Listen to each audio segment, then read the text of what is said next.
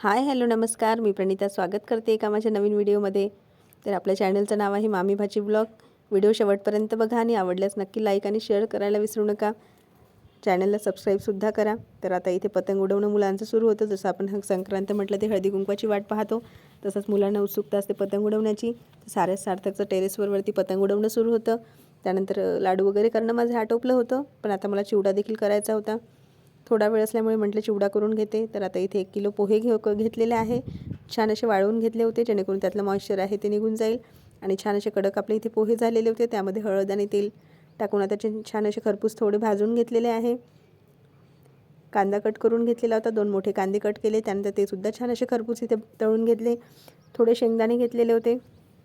कांदा वगैरे आधीच कट करून आणि वाळवून ठेवला तर तो लगेच इन्स्टंट असा लगेच तळला जातो.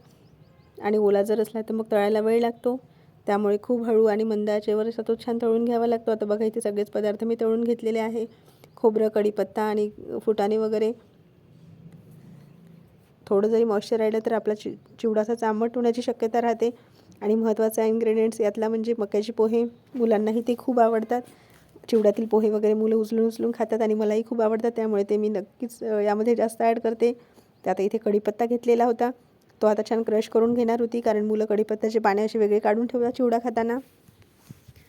तर मी प्रत्येकच वेळेस असा क्रश करून घेते, जेणेकरून मुलांना चिवड्यामध्ये दिसतही नाही आणि तो मुलांच्या खाण्यात पण जातो. तर आता इथे बडीशेप आणि थोडं जिरं घेतलेलं होतं. छान आपली फोडणीसाठी आता तेल गरम झालेलं आहे. त्यानंतर इथे मोहरीसुद्धा टाकली. मोहरी तडतडल्यानंतर आता इथे थोडं लसूण जिरं मी क्रश करून घेतलं, ते सुद्धा टाकून घेतलेलं होतं. त्यानंतर सुके मसाले टाकलेले होते. तिखट, मीठ आणि थोडं धणेपूड, जिरेपूड आणि थोडा चिवडा मसालासुद्धा ह्यामध्ये ॲड केलेला आहे.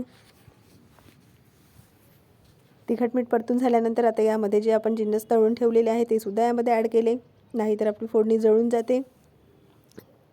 त्यामुळे मंद आचेवरच या सगळ्या गोष्टी करून घ्यायच्या.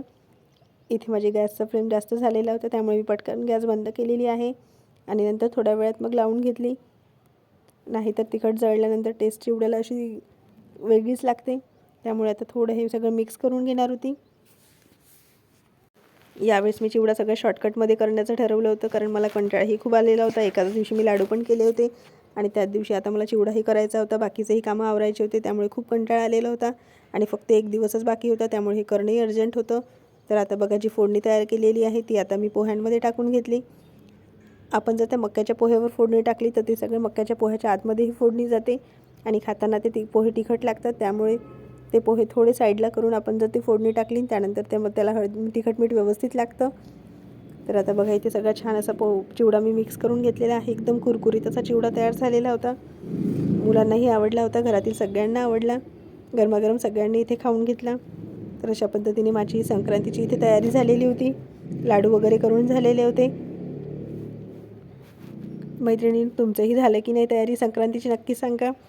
व्हिडिओ आवडल्यास नक्की लाईक करा, शेअर करायला अजिबात विसरू नका. पुन्हा भेटू एका अशा छानशा व्हिडिओमध्ये. तोपर्यंत सगळ्यांनी काळजी घ्या.